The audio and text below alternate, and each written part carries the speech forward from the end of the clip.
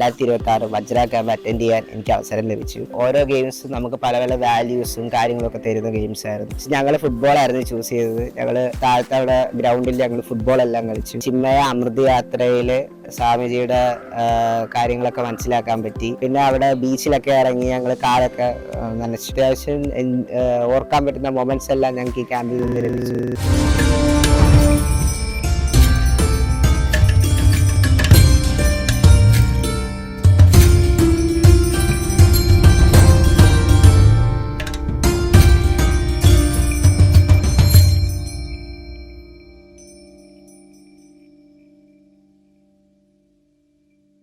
ഹരി ഓം, എൻ്റെ പേര് സഞ്ജൻ. ഞാൻ ചിന്മയ വിദ്യാലയ കൊല്ലത്തിൽ നിന്നാണ് വരുന്നത്. ഞാൻ 2026 വജ്ര ക്യാമ്പ് അറ്റൻഡ് ചെയ്യാൻ എനിക്ക് അവസരം ലഭിച്ചു.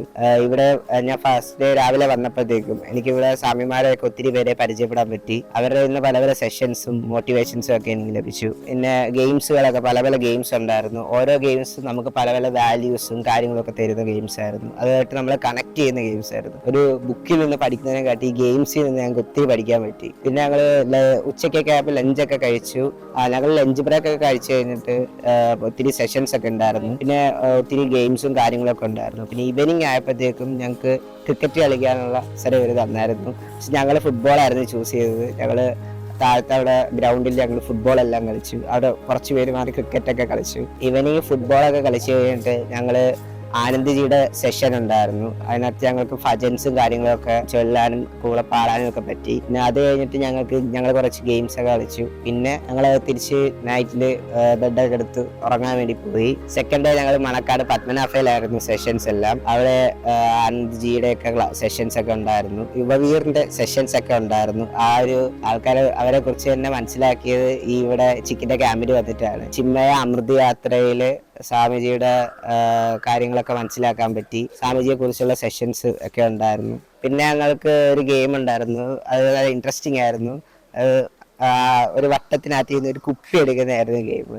അത് ടേപ്പ് വെച്ചായിരുന്നു എടുക്കേണ്ടത്. അത് ഞങ്ങൾ ഒത്തിരി വട്ടം തെറ്റിച്ചായിരുന്നു. But it was amazing. അത് കഴിഞ്ഞിട്ട് ഞങ്ങൾക്ക് ലഞ്ചെല്ലാം കഴിച്ച് പിന്നെ ഈവനിങ് ഒക്കെ ആയപ്പോഴത്തേക്കും കുറച്ച് സെഷൻസ് എല്ലാം കഴിഞ്ഞ് ഗെയിംസ് ഒക്കെ ഉണ്ടായിരുന്നു. എല്ലാം കഴിഞ്ഞിട്ട് ഞങ്ങൾ പിന്നെ തിരിച്ച് നരുവാമൂട് സ്കൂളിൽ വന്നു. പിന്നെ ഞങ്ങൾ ഇവിടെ 2 സെഷൻസ് ഒക്കെ ഉണ്ടായിരുന്നു. അതെല്ലാം കഴിഞ്ഞ് ഞങ്ങൾ ഉറങ്ങാൻ പോയി. നെക്സ്റ്റ് ഡേ ഞങ്ങൾക്ക് ഔട്ടിംഗ് ആയിരുന്നു. പൂവാറ് ബോട്ടിംഗ് ആയിരുന്നു പോയത്. അവിടെ കണ്ടൽക്കാടിന്റെ ഇടയിൽ കൂടെ ഒക്കെ ബോട്ടിങ്ങിനൊക്കെ പോയി.